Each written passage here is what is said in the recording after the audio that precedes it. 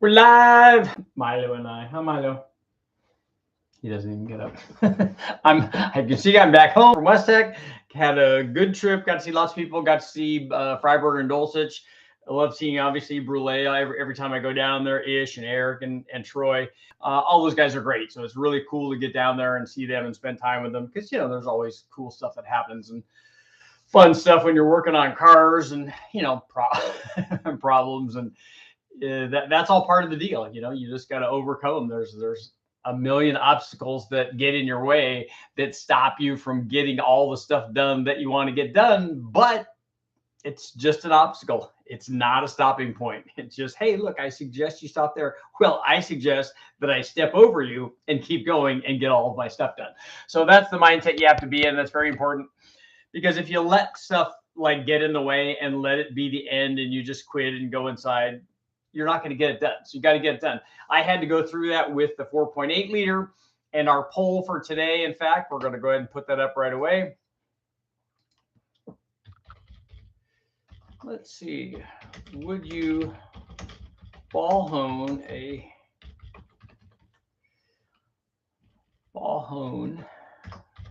one cylinder Junkyard LS?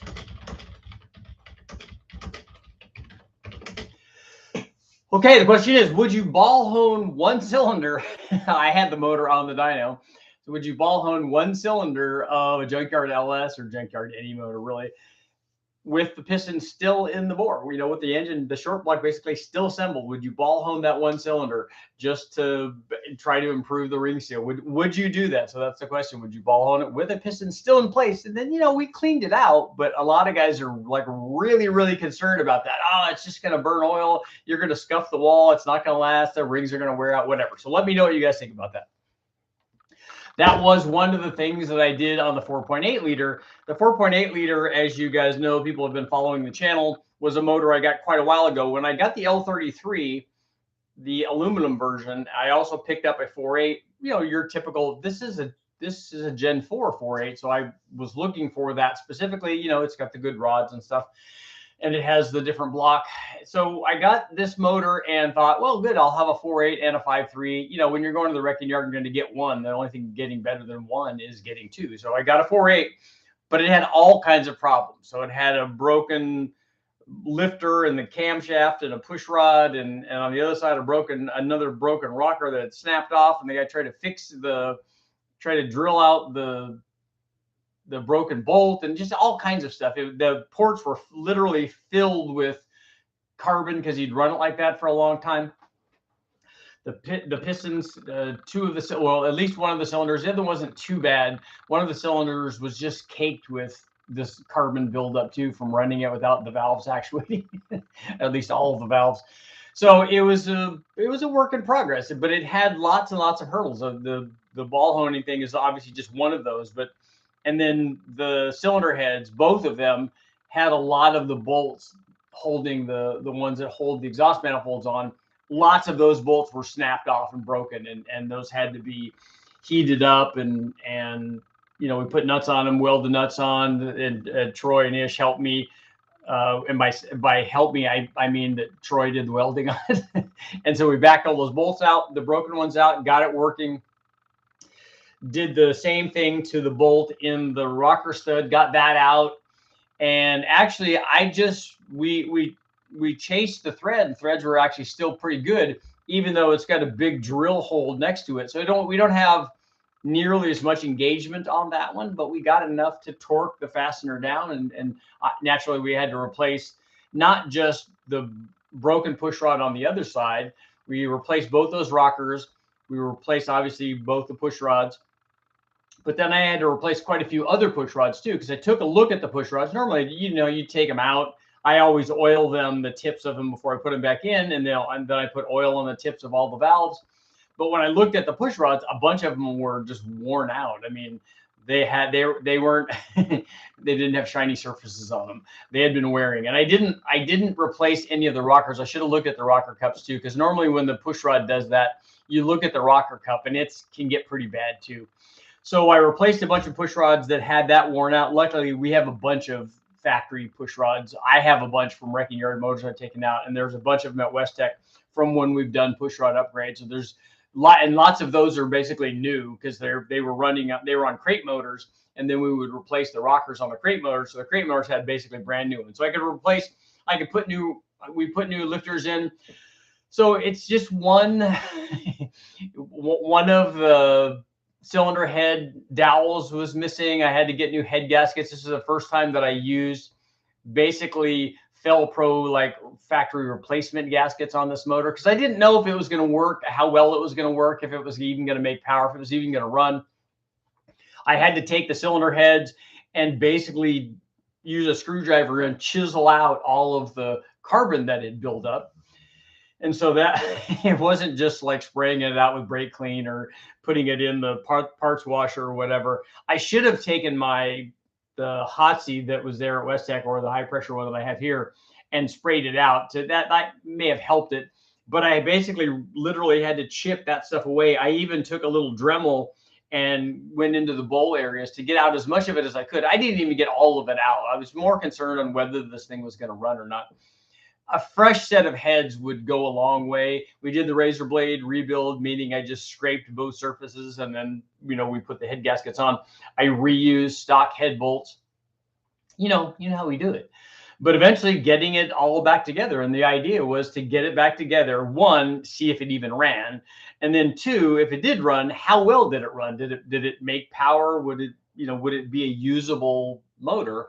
And then if it does run, it might be something that I can have Oliver put in his Project Nova, so we could get it LS powered, because everyone knows you got to LS swap everything. And so a Nova like that might be a good application for that, especially if it's a motor that I would otherwise have probably just thrown away.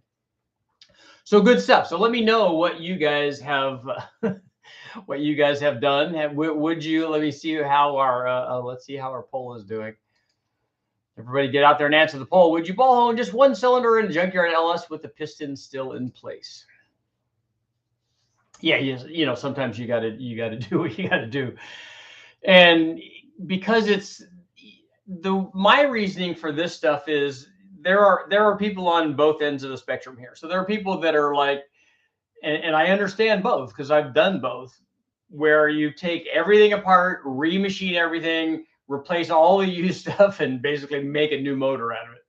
You would reuse the crank, you'd reuse the block, you'd reuse the rods. Most people don't even reuse the pistons. They would put new pistons on it, even if they're going to use. Some people put pistons and rods. They put new rings. I didn't even take the short block apart, so I didn't put ring gap in this thing yet. If we do run boost on it, we probably will do that. But they replace all of that stuff. They take a cylinder head and rebuild the cylinder head. They go through it. It's completely clean. They put new springs on it, especially if you're going to put a camshaft in it anyway. Put new springs on it. Do a proper valve job. Which the other thing that happened is because of on the other side of this was not the broken head side. This is the other side that had a broken push rod. The valve hit the piston and bent the valve. So I replaced the valve. And when I say replace the valve, I didn't buy a new valve. I just went over to another 706 that I had laying around that had a crack in it. So we weren't going to reuse that head, but I did take the exhaust valve out and put it in this other head and ran it like that. I don't even think, maybe I did lap that new valve in, but that valve was so much better than the valve that came out, because I actually tried lapping the bent valve before I realized that it was bent, but I tried lapping it in and it would not lap in. It would only lap in on about this wide of a section on the valve. And I'm like, man, what's going on? Why is this thing not lapping in? And then I stuck it in the drill. If you follow me on Instagram, you see that I did a post on Instagram and it carries over to Facebook. But I put the valve in a drill, and when you spin it, you can see, oh yeah, that's not even close to being straight. So took that valve out, put the other valve in, again, just a used valve, not anything special, not even one that had the valve job done on that head. But again, it's only going to be better than it was. It wouldn't even have ran very well with how leaky that valve was. There's a little ding in the piston. I don't even think I dressed that now that I think about it, now that I'm talking about it. I probably should have scuffed that over and dressed that. And yet it still ran. And that's my point, is you could go this route where you essentially use the big parts and then make everything brand new. And that's, I'm going to rebuild it and it's going to go in and then it's going to last forever. The other side is I'm not going to do any of that. I'm just going to do what I can to make it work. And I can tell you that from a video standpoint, those videos are a lot more popular than these videos are. This is the right way to do it, and this is how you should do it, and that's all well and good. But what people want is the cheap and expensive, low buck or no buck in a lot of cases. In this case, that they just want that thing to make it work. And will it work? That's the thing. The people over here are like, oh, that won't even work. You can't run it with that much buildup in a port. You can't run it with a valve that you took out of another head and that you didn't do a valve job on. You can't ball hone the cylinder with the piston still in there. It's just going to ruin everything. That's that mentality. And this mentality is over here is I'm going to not make it any worse. This thing is not great. It was only running, when I ran it before, it was only running on like 5 of the cylinders, I think. And so we did eventually get maybe 4. we did get it running on, you want to get it running on all of the cylinders. So that's the goal. So if we were there where we were only running on 4 or 5, there's really we can only go up from there because we can't run the motor like that on the dyno. On 5 cylinders, that's just a waste of time. We shouldn't, it shouldn't even be on the dyno yet, really. So I figure we can only go up from there. So let's see how far up we can go. Maybe we can actually get it running. And that's the mentality over here. And then between those two extremes is our middle position where we do some of both of them. Hey, let's at least lap all the valves. Let's take the pistons out and ball hone everything and then do ring gap while we have it out, because we might as well, right? Do ring gap on it and then clean everything and then put it back in. So it's from no buck to low buck to mo buck where we do everything. So there's ranges in the middle there. And that's kind of how projects work. So I was able to get a lot of stuff done. I was able to run the 5.3, was able to get the 4.8 back together. I ran another 440-inch motor while I was down there. So there's a lot of stuff that got done. And it's a good feeling to, when you're first doing it and you have all these hurdles, you're thinking, this is a lot of work. But when you're done with that and you have a running motor, you're like, oh, okay, cool. I came and represented today. I made it happen. And that's a good feeling. And then you have something. And one of the things I've noticed over the years and years that I've been doing this now is that it makes a lot more sense for me to go down and have a motor that's running. If I can start with a motor that's running, I get lots of testing down like that. L33 has been a godsend. For one, it's an aluminum L33, which is nothing but awesome. But also, because it's there and it's running and I know that it runs every time, I can do lots of testing with it rather than having to build something and put it together and not have some of the parts, especially now because of the shortage of stuff and the long lead times of getting anything. Hearing those kinds of situations where I need new parts is more difficult. So I have something, it's running, I could go down there and just start knocking out the testing. And that's what you want to do, is optimize the amount of all of your available dyno time needs to go towards generating test data. And I did lots of that while I was down there. So this setup worked pretty well. So our poll is split nearly 50-50, 48% yes that they would do it, and more people saying no, you shouldn't do that. That's just silly, Richard. That's never going to work. Let's see. I think I'll ball hone it with a piston out and throw in new rings from Summit. They're cheap. I only use straight stones, never a ball hone. Not to say throwing away good service parts lifters or for the dumpsters. Just sandblast the board. Straight stones. It'd be worth pulling the piston out and honing it. Motivational, you love the motivational morning shows. That's good. If there is a budget for it, machine shop and new parts. A ball honed an LS with the pistons in place, reused the head bolts, runs great. Yep. Thought Richard was in California. Richard is in California. I scrapped the torque yield head bolts on the 94302. I'm building and replacing with ARP studs and nuts. I won't have torque yield bolts in any of my engines. They obviously work very well in millions of factory engines, so they do work.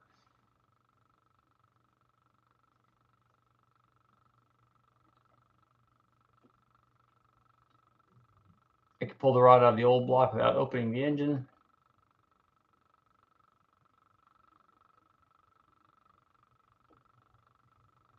That would be a neat trick.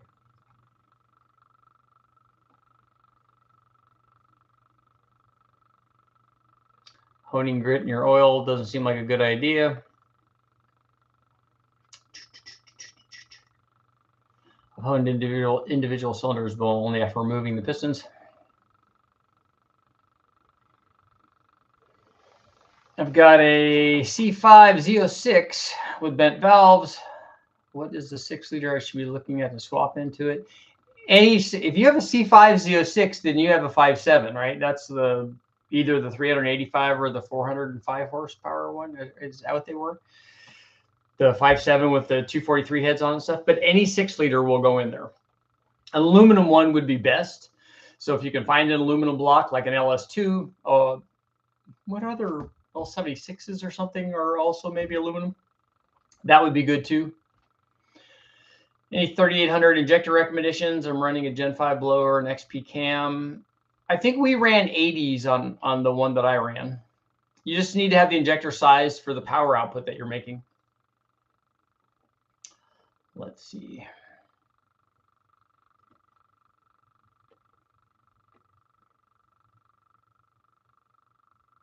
Got my block and heads decked super smooth for Cometic head gaskets. That's very important.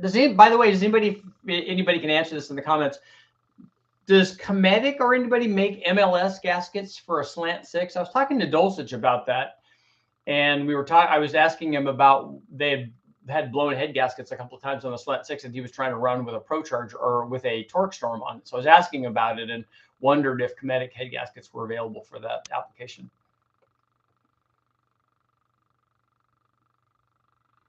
Doing anything you can from a framework is a good thing. Doesn't matter what the engine is testing. Straight stone honing, you have to get the correct grit. LS3 with cam motion, 227, 237, 111 plus 4. Training upgrades, push rod. Push rods, you're going to have to change the springs on that. So you're probably going to have a dual spring on it. So push rod's not a bad idea. I honestly don't know that it's mandatory. It's just recommended. Comp Magnum or High Tech. Yeah, any of the hardened push rods are fine.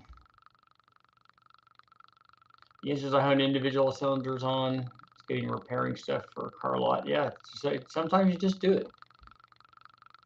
If you run the piston down to bottom dead center, that's what we did. We just moved the piston all the way down. Ever score lifter bores with the engine of the car? I haven't done that because I actually haven't ever had the need to do one of them. I have scuffed the upper edge of a lifter bore because it had a ding or something in it, but I haven't haven't run a stone hone or a little like a lifter bore hone through it. I would with the thing in there, especially if I was on the dyno and you know it needed that, but I've never had that problem. Can you reuse head bolts? Yes.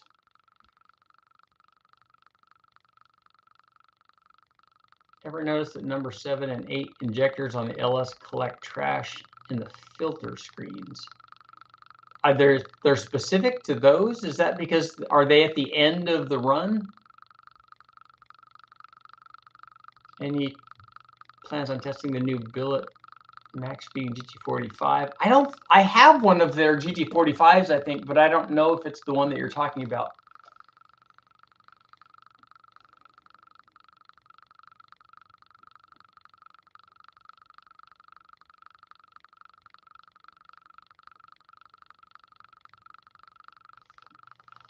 Kevin, I wasn't joking. I have pictures. I literally pulled one of the rods out of the block where it punched a hole in the pan and the block without taking off a single bolt. So the rod was separated from the crankshaft then, right? And it broke a big hole so that you could get it out. I've reused head bolts, but they were on a 385 series. Yeah, reusing those head bolts are fine because those are not a those are not one-time use, right? We reuse those small buck Chevys and big buck Chevys and Fords and stuff. That stuff all the time. Main bolts too. Question on figuring total cubic inches as I brought a stroker kit 512 from 440 source. That's the math I did. It shows 505 and 30 over data from their webpage. Mr. Bill, go to Wallace Racing displacement calculator and plug in your numbers and it will tell you what the displacement is. Oh, that's right. I didn't select the right dang it. I didn't select the right mic for this.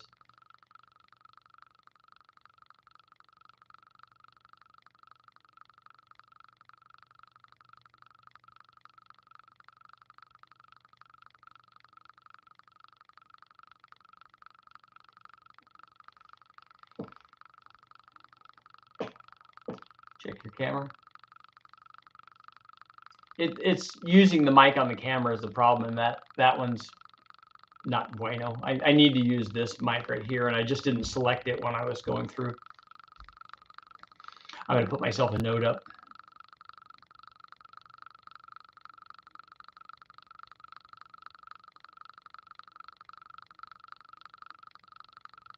Oh, Kevin, so it was a forged rod and it bent seriously, but it didn't snap.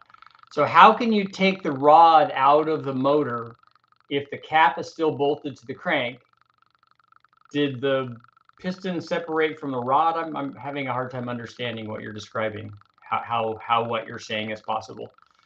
385 series Fords do not use one-time. Yeah, no, they don't. None of the older motors do. How true is cubic inch? What do you mean how true it is? It's a really simple mathematical formula.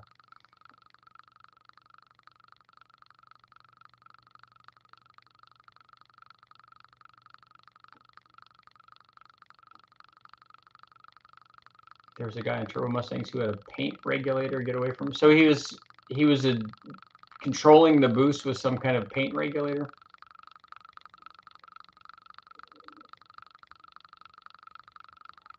I know, Michael, I really do. I need a note to tell myself to put a note up. Do I have? I don't even know if I have any. I don't know if I have stickies. I do have flush cuts here, but I don't know if I have any sticky notes here. I'll have to get that. Lisa has a bunch.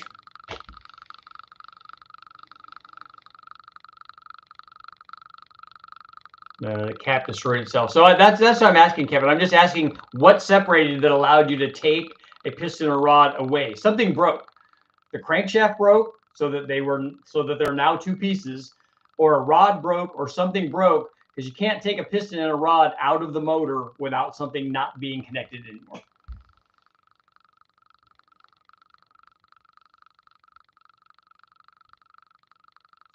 Bill, like I said, go to compression calculator, the Wallace Racing compression calculator, and it will tell you if you plug in your bore and you plug in your stroke and you plug in the number of cylinders, it will tell you what your displacement is.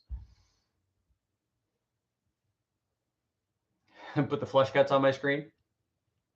I just like cutting wires randomly on my computer.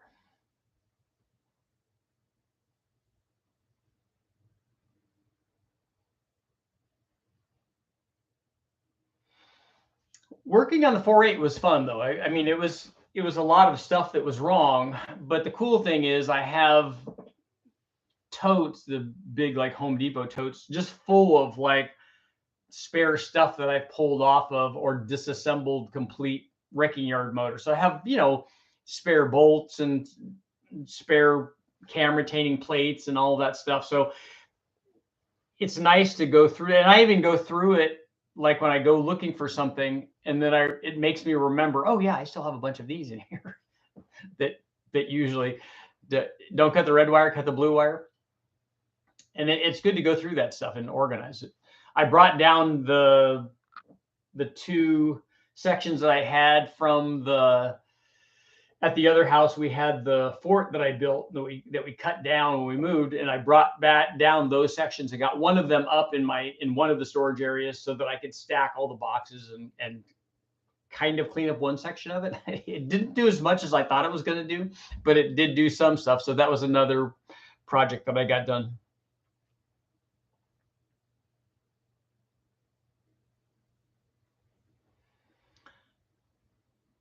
The rod bearing spun the snap and the cap snapped off. That's what I was trying to figure out. Something separated. I just wanted to know what broke.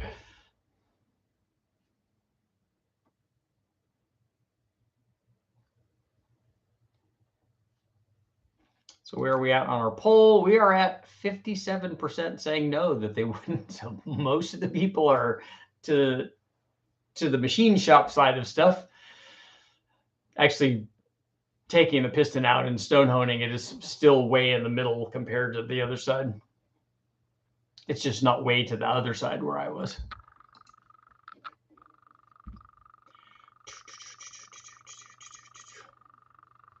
Mike checking in late. I ball honed my Pontiac and re-ringed it with gap. All my blow by went by. That was the amazing thing when I did ball hone this thing. And I was surprised at how little, because I've seen some of these motors just, puff like a freight train.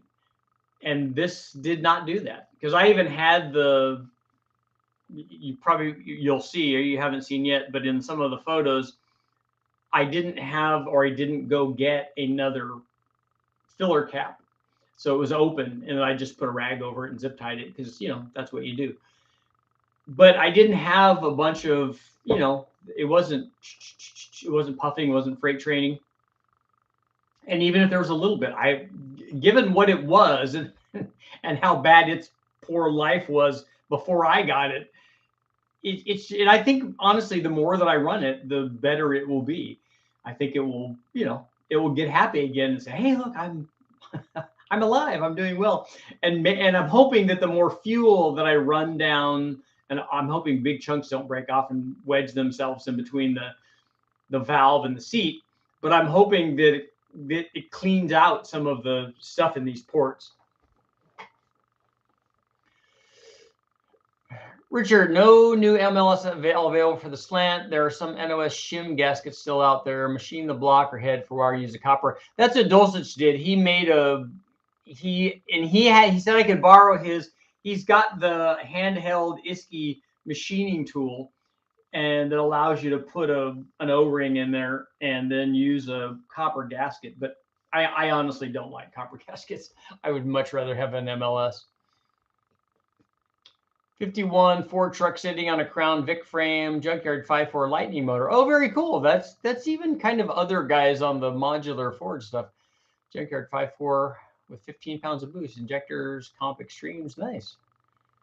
How to run 1190s in the quarter one time safely on stock rods. Yes, you can run that on stock rods. We run lots of those motors at that boost level.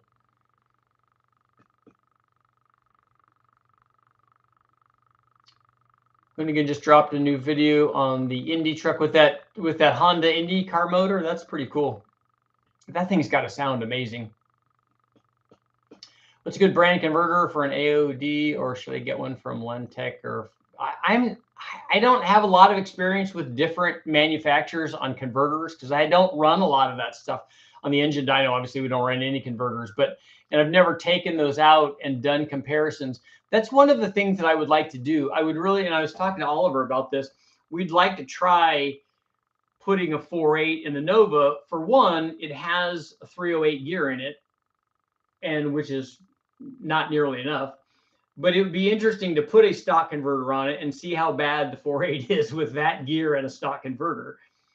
And obviously, it's going to depend on the trans somewhat as well. But it'd be interesting then to see, even with the available power that's there, if we go up to a 3,000 or more stall converter, and then if we go from a 308 to a 410 gear, what those changes will do while keeping the power output the same. It would be interesting.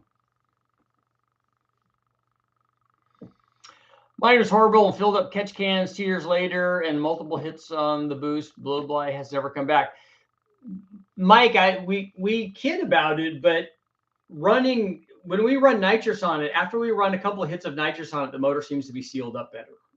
I think that's the way that you're supposed to seal your rings is run a couple of shots on it.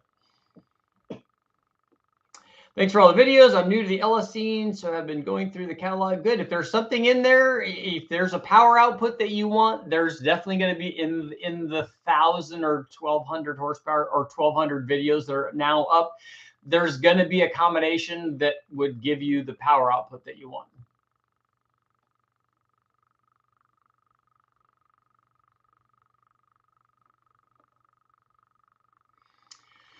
The Italian tune-up. First rule of Italian driving: what is behind you makes no difference.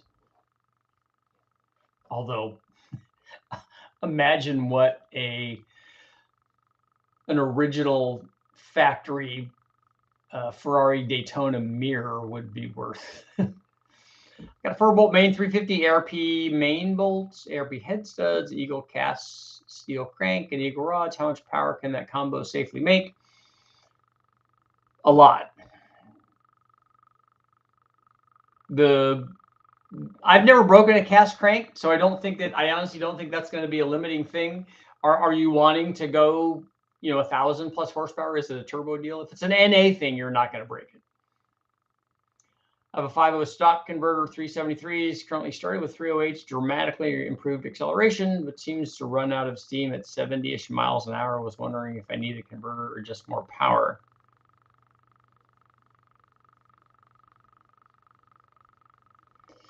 John, what is the rest of the motor? Because if it's a stock 5-liter and the mile an hour isn't going to be where you run out of power, you need to look at your RPM. You need to look at where the motor's making power. Why do off-the-shelf cams have odd specs? You think you'd be even numbers for duration and lift like 230. I don't like single pattern cams. A dual pattern cam works much better than a single pattern cam does. And that's kind of a general statement, but I'll say this, that every time I've tested a single pattern cam versus a dual pattern cam where the intake duration is the same, the dual pattern cam makes more power.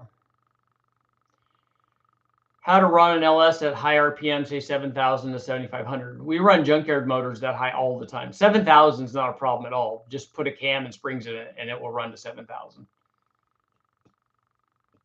Crazy idea about a couple different angles of dyno pole with a thermal imaging camera. I think on a turbo application, we need to see the piping and things. Zach, I have videos up already of the exhaust glowing red hot. It's easy to do. All you have to do is turn the light off, and you can get it glowing red hot. You don't need a thermal imaging camera to show you. All you have to do is just look at it. I mean, it glows orange hot, so you can see it. Putting a single GT45 turbo on it, Wyatt, that's good.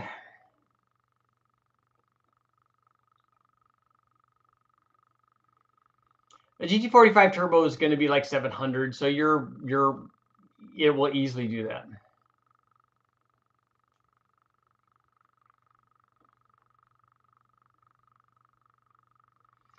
Have you tested a solid lifter?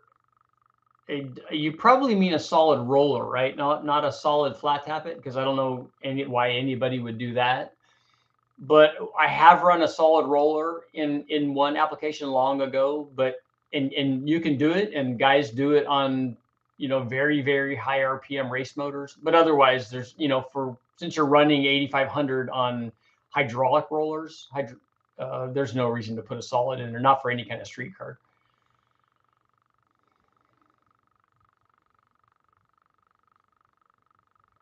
Grandpa always used to say on the old Chryslers, they'd squirt some oil through the spark plug hole. The extra compression on the ring would help it set the ring, help seat the ring, probably you mean, just giving him any problems. It will definitely show more on a cranking compression if you put oil in there, because it tends to seal up a little bit better.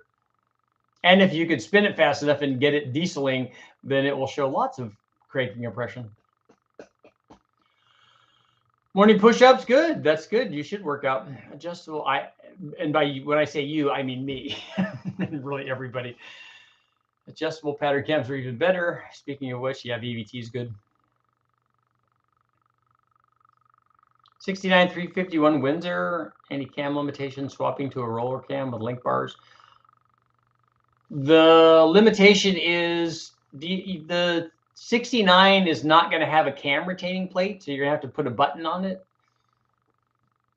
I don't think, right? No, the Ford still has a cam retaining plate, even on the I don't know about the, I can't remember on the Fords. Does somebody remind me if they do, when they do a retrofit hydraulic roller in an early block that's a non-hydraulic roller block, did they do it with a small base circle cam, or is it just done with the lifter? 308 gear versus 411 will come down to multiplying the torque. We know how all that works. I'm more concerned with what it exactly does on that car with that motor. We know it's going to be better, but how much is it going to be? Is it going to be 0.2? Is it going to be 2 seconds? Is it going to be somewhere between that? What is it going to be exactly on that? So it's not just fun going, oh yeah, it multiplies the torque, and we know that. The fun part is going to the drag strip and getting the combination to run consistently, and then putting the gear swap in it, and then going back and then running it consistently and going, hey, look, it was worth 0.7 or whatever the number is, or 0.2 or 0.1, or it wasn't worth anything. It just spun the tire. Just retard timing. Yeah, on the turbo stuff, it already has timing that's much lower on an NA one, so it's already going to kind of do that anyway. But yeah, if you retard it more, you'll get more glow. I was thinking more on the intake side with thermal imaging camera, watching it go from ambient to X into the intercooler and piping. Yeah, you could see the on the inlet side, that would be kind of cool to see if the thermal imaging camera would pick up a change from 200 degrees down to 100 degrees or whatever the intercooler is doing.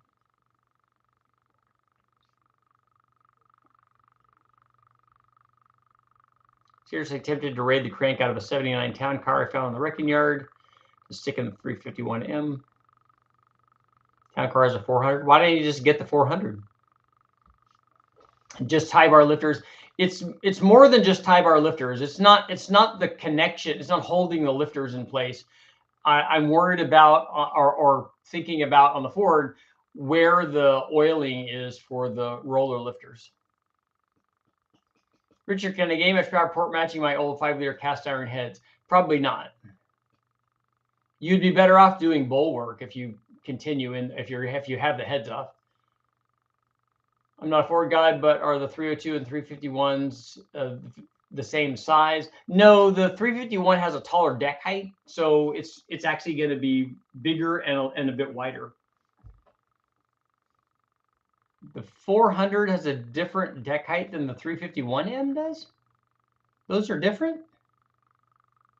I thought that they were the same block, just a different stroke and a different rod, but I don't know for sure on the M's because I've only ever run a 400M.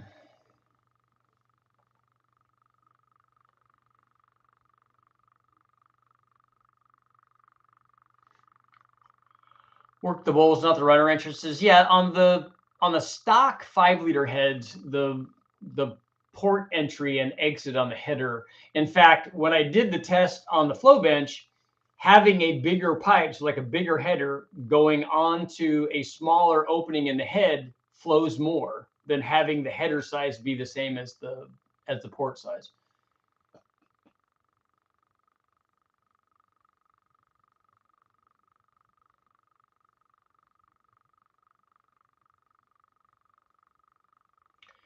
Happy to help. 93, 95 Ford Lightning recommendations. That's the 351 with the GT40 stuff on it, right?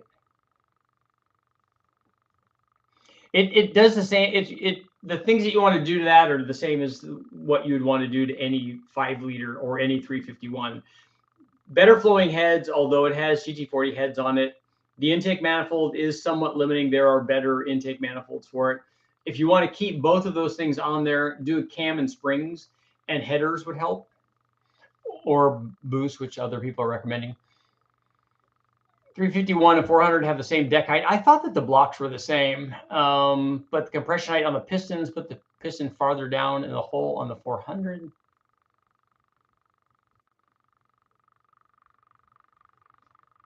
Are the Lightnings, somebody was asking if the Lightnings are speed density or MAF, and I can't remember. Twin turbo, the Lightning, LS, the Lightning, lots of recommendations going on here. Our poll is at 59% saying no, so the no's, as they always do, the no's are stragglers, but they're flooding in. It is they are MAF. Lightning is MAF. Okay, good. Lightning is MAF or MAF. We got people saying both.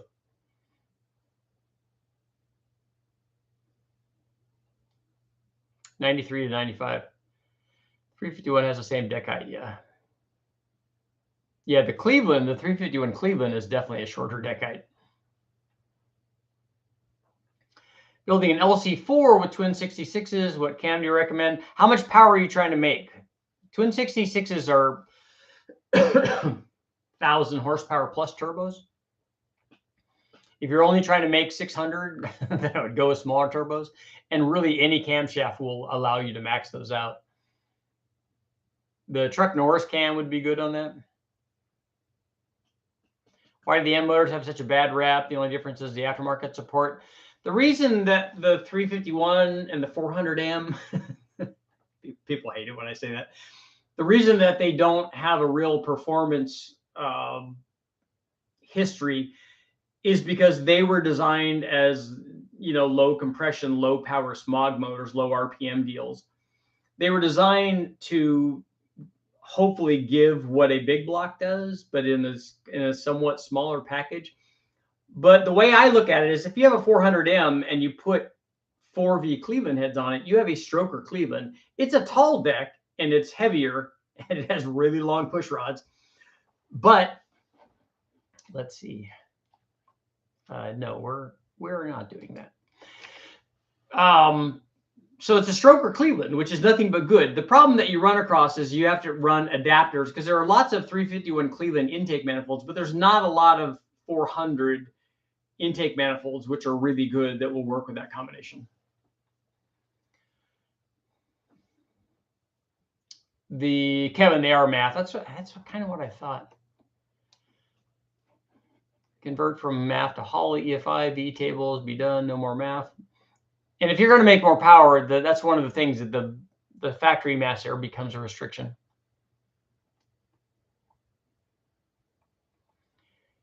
$221, $260, $289, $255, $302 have the same deck height. Yes. So Michael, 1,000 horsepower. Yeah, a Truck Norris cam in a 5.3 is going to put you at 400 horsepower or more. And so making 1,000 horsepower is just going to be, it'd be less than 20 pounds.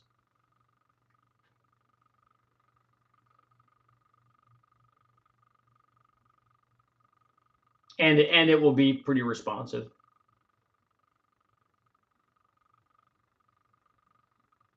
I wouldn't be able to sleep at night knowing I did a half job with a ball hone. Well, not even half, because I only did one cylinder instead of taking the motor completely apart for performance purposes anyway.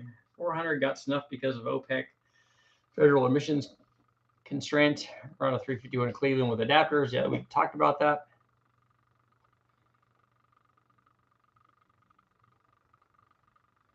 The Lightning math mod is from the later 5.4s. Yeah, they were using the 80 millimeter mass air meter on those.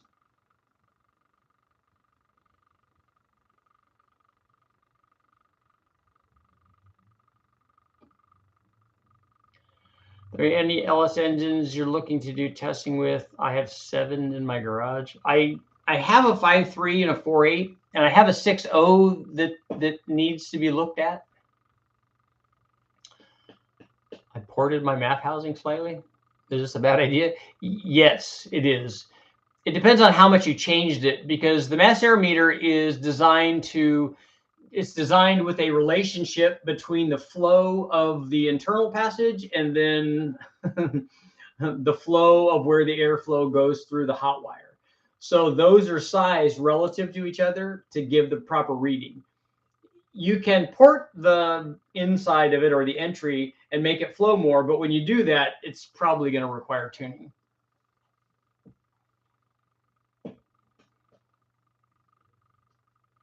It's getting cold again.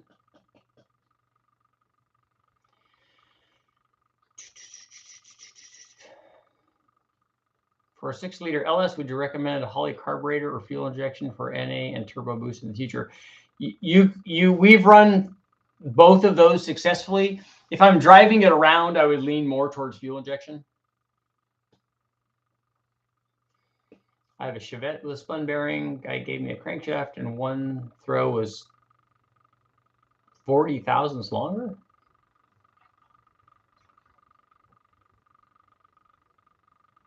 I file fitted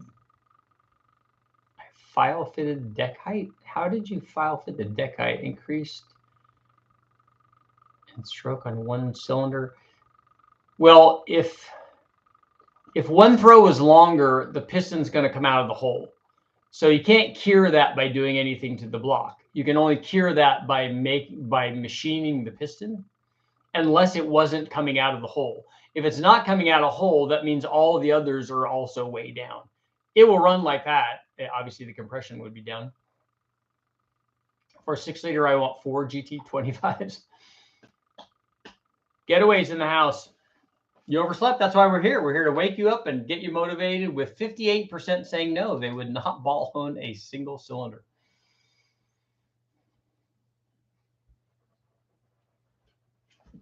Did you wake up, Milo?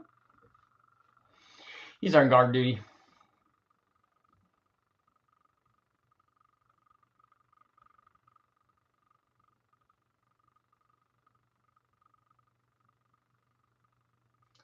So should I just cough up the money and get a Pro-Am map instead of my ghetto ported map? No, you should put it on there and try it. You should 100% try porting the map and put it on there and see what happens. If you know how it ran before that, which is the right way to test it, if it ran okay before, and then you did this, then you put it on, see what happens.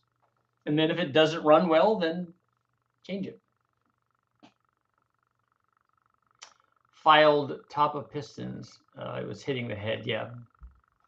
So that's what I was saying. You had to cut down the piston top to get it to work.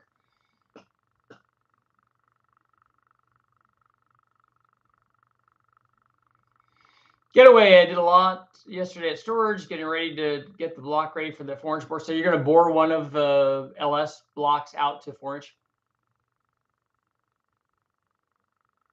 So does anybody have a 2.3 SVO or turbo T-Bird motor that would be free and that they want to get rid of that's local? I was talking to Mark Sanchez about one of those last night on my way home. People want to see that. Inquiring minds want to know.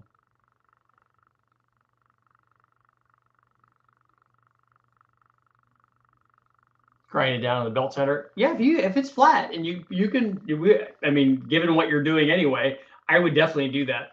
You could also machine, you could also mill it. But 40 thousandths is not very much, and that would come off pretty quickly.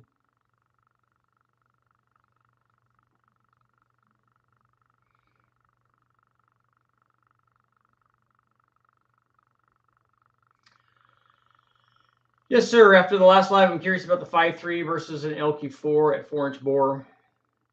Well, if you get them both to work, they should make the same power at whatever combination you're going to put in there. They're both going to be 4-inch bore motors, and they have the same stroke. So as long as they have the same piston in them, then they're going to work the same. Our concern is how much cylinder wall do you have?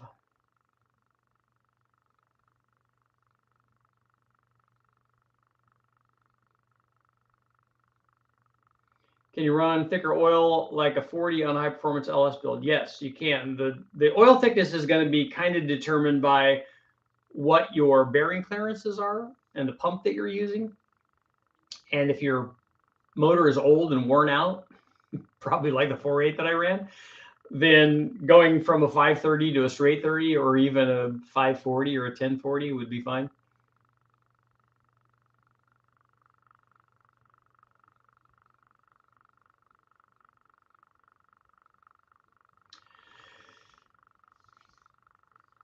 Yeah, John, you would be getting more airflow through the MAF. Although in cruising around, you're not going to see a big change in airflow.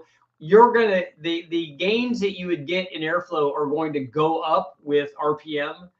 And so it's going to change more at higher engine speeds. Cruising around and stuff, it's not going to make much of a difference. There is a turbo T-Bird at LKQ in Sun Valley. The turbo and the head were taken. Yeah, that's not beneficial. Quick question. I'm pushing a 5.3 turbo, 800 to 1,000. Do I need to upgrade the water pump? No. The water pump would be more of a concern if you're trying to run lots of engine speed. Would you be able to do another mod motor video and compare the Pro Max heads versus TFS heads?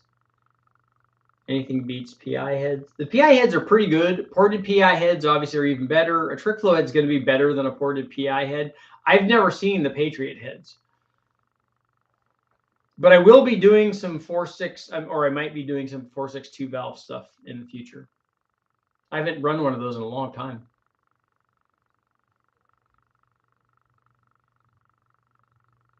But we're talking about running some Kenny Bell superchargers on the 4.6 2 valve.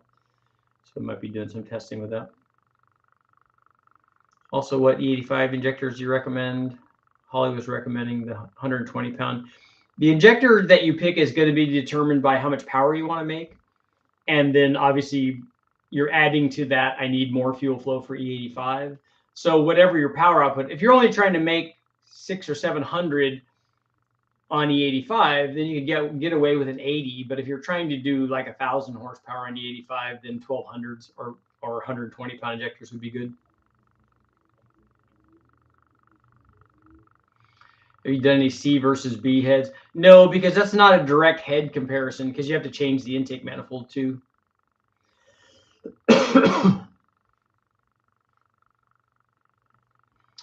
My grandfather told me that they would go to wrecking yard and buy used oversized pistons with the same pin size and turn them on a lathe.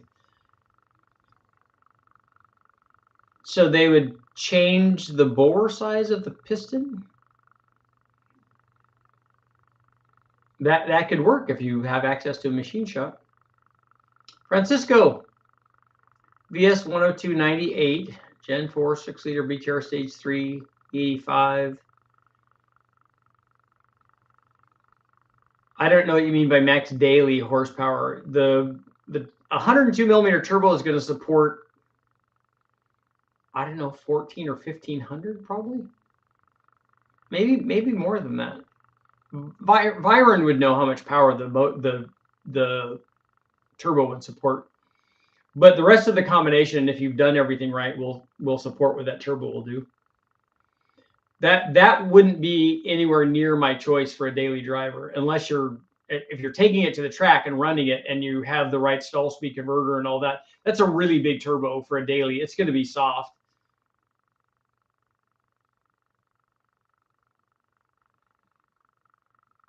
More mod motor stuff.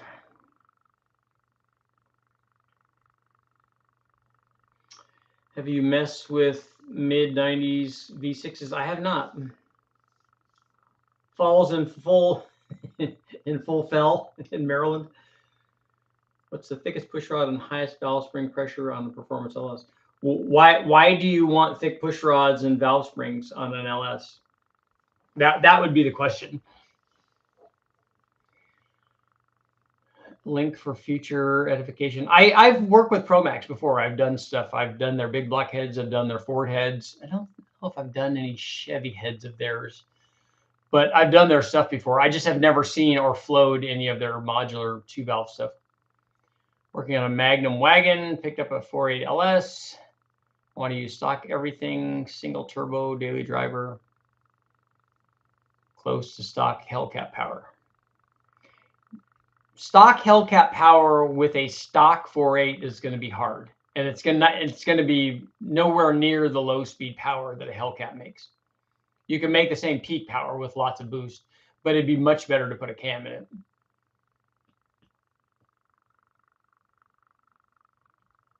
I'm going to do a burnout in front of Richard's house. Don't do that. Our street just got redone for higher RPM and to keep the valve train stable. Yeah, but you need to ask yourself first, thicker push rods deflect less. And then what was your other question? Was it about spring pressure or something? And you don't want lots of spring pressure. You for high RPM stability, more spring pressure doesn't make that happen. The right spring pressure, and not just the right spring pressure, the right frequency. The frequency of the spring needs to be tuned with the camshaft. The camshaft has to be a stable camshaft grind. It has to be designed to be stable at high RPM. It's not just lots of spring rate and then really big push rods. That's not what makes it happen. The right stuff makes it happen. It might not necessarily be a big push rod or a real heavy wall push rod.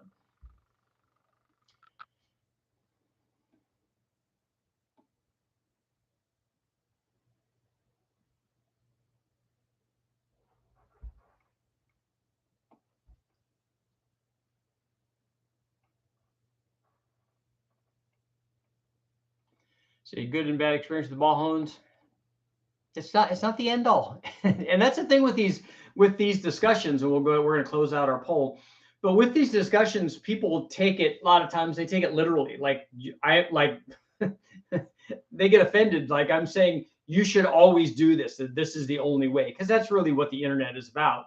Whatever a person's way is, their job in life is to convince people that because they've made this choice, they need reaffirmation of their choice. So their choice has to be the best, and they reinforce that by putting everybody else's down. No, my way is the right way. And not only that, not only did I choose this, but your ways are all terrible because mine's the only good one. I'm not saying that at all. I'm saying you can do this. And would you do this? And we've discussed the different ways, and then all the stuff in the middle, all of that works. This way does work. I know because I've already made it work. I'm not suggesting that everybody does that and that nobody does dedicated builds, because you should. When I put together my Bonneville motor, I didn't do this over here. I did this over here. But there's also room for this over here, that all of it's good.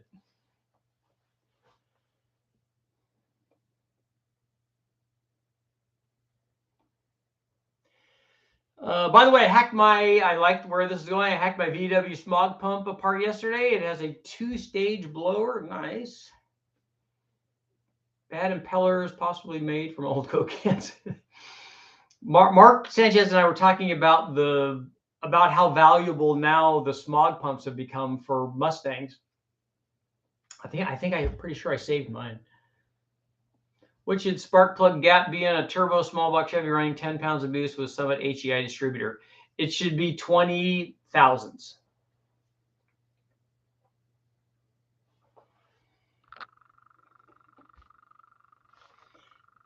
.72 is a big turbo for a 3800, unless you're trying to make big boy power.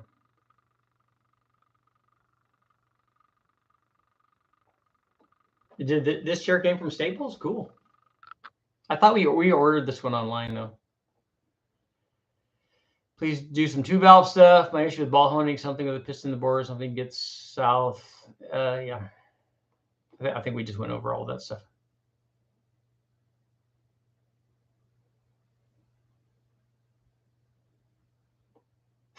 Good luck cleaning. See, these are the comments that I love. So let's read that comment. Is it worth getting sodium-filled push rods from my 400 small block Chevy?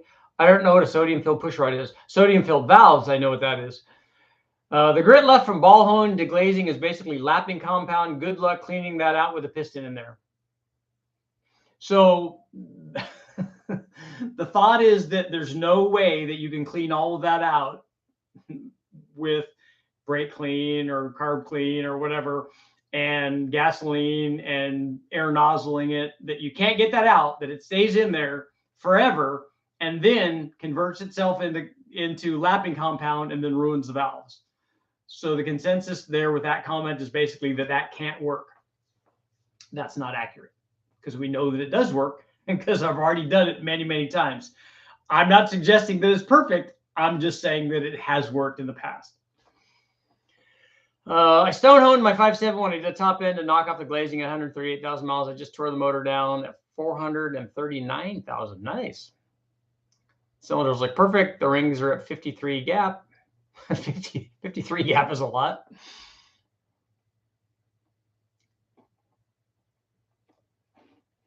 Why are we getting bots here?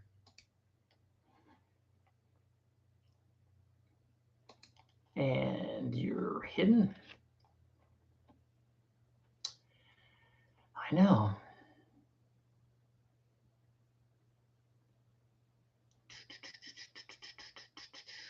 Have you seen the Honda new Trail 125? I haven't, but it's probably cool.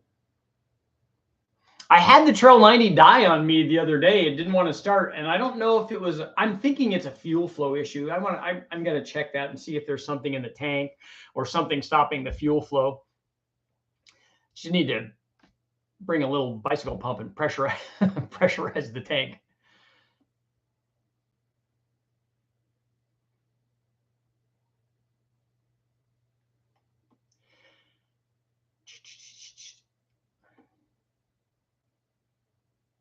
I like watching the videos. I like watching are the ones from India and China and different places where they're doing it like really seriously old school. And the first of all, some of the ingenuity that they use for the way that they're doing is just awesome.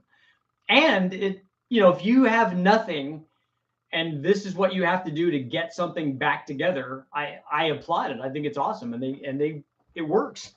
It's not a machine shop, obviously, because they're doing it, in the sand.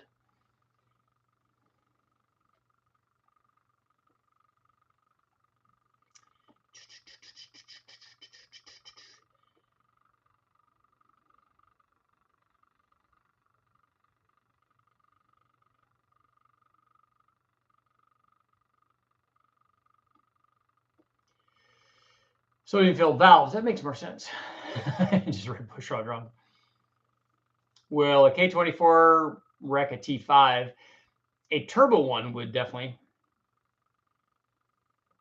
but probably not a. I mean, you could break it by power shifting and stuff.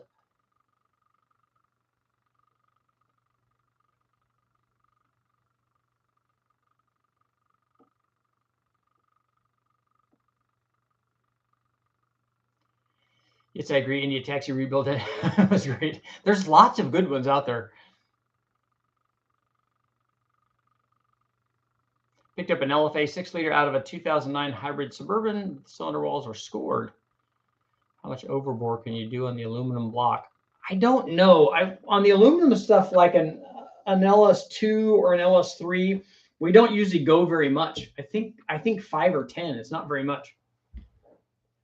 A strong gust will wreck a T5. People say that, but I drove my supercharged 5-liter for, let's see, 88, 95 or 6, no, 92, 93, 94, like 8 or 9 years with that stock transmission. And we're talking about road racing it, Silver State racing it, drag racing it, and the trans was fine. So some, if not all, the transmission is not designed for that kind of sort of power level. We know that, but the guys that are breaking them under abuse.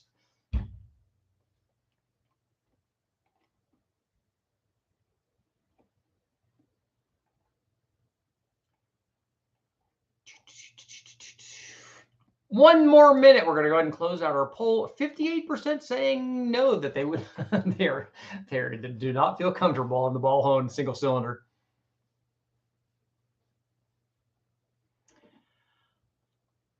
I have a 2-liter V6. I would like to do a cheap build to make 600 horsepower. Which turbo you recommend? 600 horsepower, maybe a GT3582. 6,000 RPM. Yeah, if you sidestep the clutch at 6, it's not going to be good on the trans.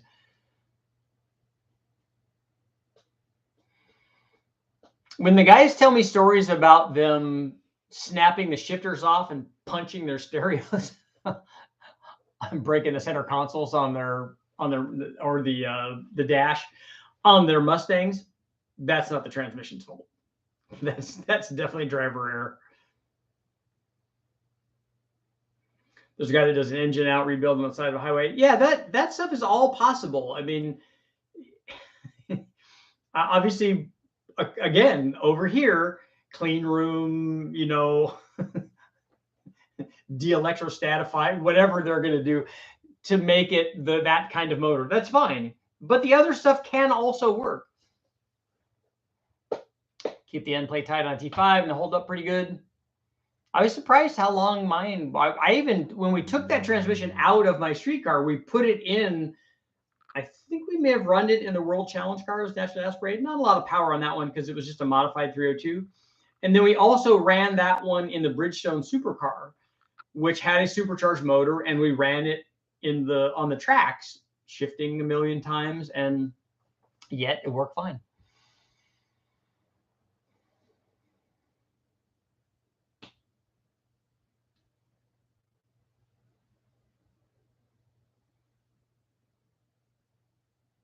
It's a good place to find a 94 to 97 LT1 Camaro T56 trans. I've had no luck finding one online.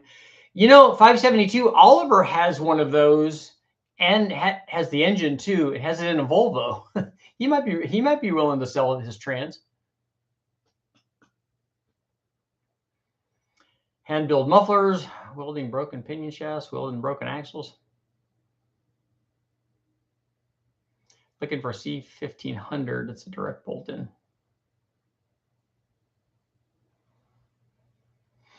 Yeah, I know that Volvo that he has a T56, and I think he was talking about getting rid of it. So that might be a source for that. What does it take to make 550 horsepower with a stock 454 heads and block? Can I increase compression? You can increase, and this will be the last question for today. You can increase the compression to 10-to-1. You need a different piston to do that. A stock Gen 6, if that's the Vortec motor that you're talking about, that head's not too bad. 550 horsepower is going to take a lot of camshaft with that cylinder head. A better cylinder head would make life a lot easier.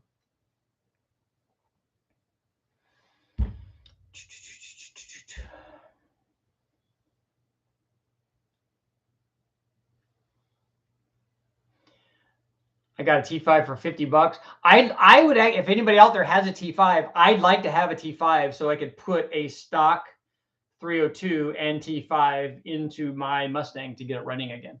Because that's another one of my project goals, is get the Mustang running.